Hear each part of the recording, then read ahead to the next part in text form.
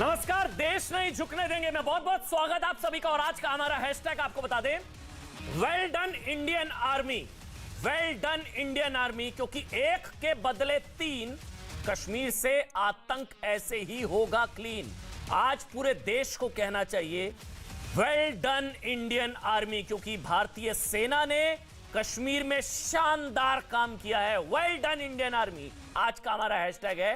एक के बदले तीन आतंकवादियों को जहन्नुम पहुंचा दिया गया। आपको याद होगा सुपिंदर कौर, आपको याद है ना, आपको दीपक चांद याद है, वो निहत्थे टीचर जिन्हें इस्लामिक आतंकवादियों ने स्कूल में घुसकर मार दिया था। सेना ने ठीक 34 दिन बाद, ध्यान से सुनिए, सुपिंदर कौर, दीपक चंद का बदला ले लिया है। टीआरएफ कमांडर मेहरान यासीन शाला, मंजूर अहमद मीर और अराफात अहमद शेख, ये देख लीजिए आप, दीपक चंद का बदला पूरा, सुपिंदर कौर का बदला पूरा और वीरेंद्र पासवान का बदला पूरा। इससे पहले याद कीजिए एक और चीज आपको बता दें, एक के बदले तीन हम क्यों कह रहे हैं, क्योंकि वीरेंद्र पासवान का बदला भी तीन आतंकवादियों को मारकर लिया गया था। यावार अहमद, मुख्तार अहमद और दानिश अहमद को ढूंढकर ढेर किया गया था। एक के बदले तीन। भारतीय सेना ने 34 दिनों में हिंदुओं और सिखों की टारगेट किलिंग करने वाले 20 से ज्यादा आतंकवादियों को ढेर कर दिया है। और अब जो मुझे बताया जा रहा है, ये जानकारी डीजीपी दिलबाग सिंह ने दी कि सिर्फ एक बचा है। ये बहुत बड़ी खबर है, बहुत ध्यान से सुनिएगा। ये डीजीपी दिलबाग सिंह ने बताया कि सिर्फ एक आतंकी बचा है, बासित, जिसने चुन चुनकर टारगेट किलिंग की थी ना, सुपिंदर कौर की, दीपक पासवान, दीपक चंद की, वीरेंद्र पासवान की, बिंद्रू की, सबको ढूंढ ढूंढ कर मारा है हमारी सेना ने। अब सिर्फ एक बासित बचा है, सुपिंदर कौर। बदला पूरा, हिंदुओं पर हमला, सूद समेत बदला।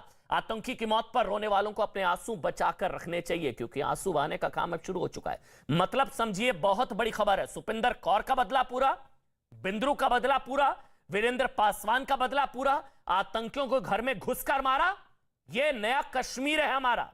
सेना आतंकवादियों से सूद समेत बदला ले रही है। सेना अपनी बंदूक से साफ संदेश दे रही है, जितने आतंकी आएंगे उतने जहन्नुम जाएंगे। जो आतंकवादी हिंदू और सिखों की टारगेट किलिंग कर रहे थे ना, अब आतंकवादी हिंदू और सिखों की टारगेट, मतलब सेना जो अब इनकी हिट लिस्ट लेकर घूम रही है, अब इनकी टारगेट किलिंग शुरू हो चुकी है आतंकवादियों की। सेना उन आतंकवादियों का डेथ वारंट लेकर घूम रही है। लेकिन हैरानी जानते किस बात पर है?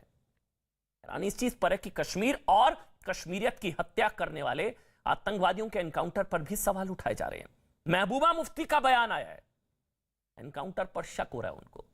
लश्कर तैयबा का कमांडर मारा गया है, महबूबा मुफ्ती को शक हो रहा है। वो कह रही है कि ऐसा लग रहा है कि एनकाउंटर एक तरफा है, एनकाउंटर, और वो ये भी कह रही है कि उस पर शक हो रहा है, संदेह है, और ये एक तरफा एनकाउंटर है। इनको दुख है कि सेना से कोई शहीद नहीं हुआ। सेना से कोई शहीद होगा, पुलिस से तभी एनकाउंटर वाजिब होगा। मतलब एक तरफा गोलियां एक तरफा चली, सिर्फ आतंकी मरे। एनकाउंटर वाले दिन ही महबूबा मुफ्ती धमकी देते हैं कि कश्मीर साथ रखना चाहते हैं तो अनुच्छेद 370 लौटाएं। तो आज सवाल यह कि पाकिस्तान की राजनीति करने वाले नेता इस बात से घबराए हुए हैं कि आतंकी मारे जाएंगे, कश्मीर में हिंदू वापस आ जाएंगे। सबसे पहले बहुत बड़ी खबर सुनिएगा, दिलबाग सिंह डीजीपी, एक बचा है, सिर्फ एक। हर वो दहशतगर्द जो सिविलियन किलिंग में शामिल था, हाल में जो सिविलियन किलिंग हुई, वो सब के सब इन एनकाउंटर्स के अंदर मारे जा चुके हैं। सिर्फ एक दहशतगर्द जिसका नाम बासित है और जो कुलगाम का रहने वाला है, जो बाहर से आए हुए बेगुनाह लोगों की किलिंग में शामिल था, उसके अलावा भी कुछ सिविलियन लोगों के खिलाफ कार्रवाई में शामिल था, वो बचा है। कार्रवाई जारी है, तलाश जारी है। तो मेरी आपसे हाथ जोड़कर गुजारिश है, हम लोग नए नए हैशटैग रोज देने की कोशिश करते हैं, लेकिन आज वेल डन इंडियन आर्मी, आज सेना को सलाम और सेना को सैल्यूट करने का दिन है, क्योंकि ये सेना कोई पर्सनल लड़ाई नहीं लड़ रही है। वहां पर हमारे लिए, आपके लिए, कश्मीर के लिए, कश्मीरियत के लिए, जमहूरियत के लिए, इंसानियत के लिए अपनी जान को जोखिम में डालते हैं सेना के जवान, और इन आतंकवादियों को जहन्नुम पहुंचाते हैं। इसलिए आज वेल डन इंडियन आर्मी, सेना को सलाम करने का दिन है। वेल डन इंडियन आर्मी, यहां से हम कह रहे हैं वेल डन इंडियन आर्मी। कुछ लोग आर्मी पर सवाल उठा रहे हैं, पुलिस पर सवाल उठा रहे हैं, लेकिन हम यहां से कह रहे हैं वेल डन इंडियन आर्मी। जरूर ट्वीट कीजिएगा, जरूर अपनी राय शेयर करिएगा। मेरे साथ अशोक पंडित लाइव हैं, इसके अलावा मेरे साथ रिटायर्ड मेजर जनरल के सिन्हा हैं। बीजेपी से शाजिया इल्मी है, सुशील पंडित हैं और माजिद हैदरी साहब मेरे साथ हैं, और पीडीपी से तौसीफ शाह। आप सबका बहुत बहुत स्वागत। सबके चेहरों पर मुस्कान है। आज खुश होने का दिन है, जश्न मनाने का दिन है। मतलब कुछ लोग मातम बना रहे हैं आतंकियों के मरने पर, लेकिन आज सबके चेहरे खिले हुए नजर आ रहे हैं मेरे को।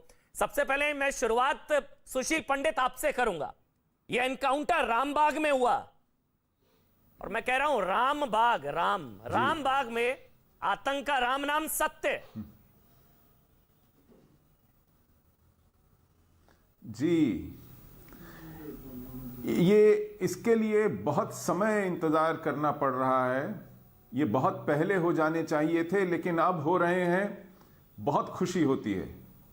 कम से कम उन लोगों ने जिन्होंने अपने खोए हैं, जिन्हें न्यायालयों से न्याय नहीं मिल रहा, उन्हें कम से कम लगता है कि सेना अपनी जान पर खेलकर इन लोगों को न्याय दे रही है। और यह एक बहुत बड़ी बात है। हमारी न्याय व्यवस्था ने मारे गए लोगों को, पीड़ितों को, और जो किसी तरह बच गए हैं इस जातीय संहार से, इन लोगों को बहुत इंतजार कराया है। हमारे सुरक्षा बल आज उनके घावों पर, उनके दुख पर एक फाहा रख रहे हैं, उन्हें सहला रहे हैं। यही महबूबा मुफ्ती अगर मुख्यमंत्री होती तो मुआवजे लेकर पहुंच जाती इन मारे गए आतंकवादियों के घरों पर। ये महबूबा मुफ्ती और अब्दुल्ला अगर मुख्यमंत्री होते तो हमारी सेना के अफसरों पर एफआईआर करते। इनके इन बयानों को आप हल्के में मत लीजिए कि ये एक तरफा था। इनकी जहनियत और सोच ऐसी है कि ये सबसे पहले शव गिनना चाहते हैं हमारी सुरक्षा बलों के।